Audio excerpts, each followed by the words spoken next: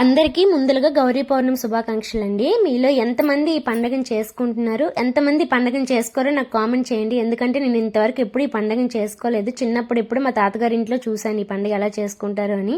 మా అమ్మ వాళ్ళకి ఈ పండుగ లేదు, నేను ఎప్పుడు మా అమ్మ వాళ్ళ ఊర్లో చూడలేదు, చేసుకోలేదు. మా అత్త వాళ్ళకి ఉన్నా కూడా నాతో ఎప్పుడు ఈ పండుగను చేయించలేదు. సో నాకైతే ఈ పండుగ తెలియదు. బట్ ఈ రోజైతే మీతో ఒక డిస్కషన్ చేయాలనుకుంటున్నాను. మనకి ఎవరైనా బాధ పెట్టారనుకోండి, తిరిగి వాళ్ళకి బాధ పెట్టాలా, జస్ట్ ఇగ్నోర్ చేసేయాలి. బట్ నా యాటిట్యూడ్ ఏంటి అంటే, నాకు ఎవరైనా బాధ పెడితే అంటే నాతో ఎవరు ఎలా ఉంటారో నేను వాళ్ళతో అలాగే ఉండాలి అనుకుంటాను.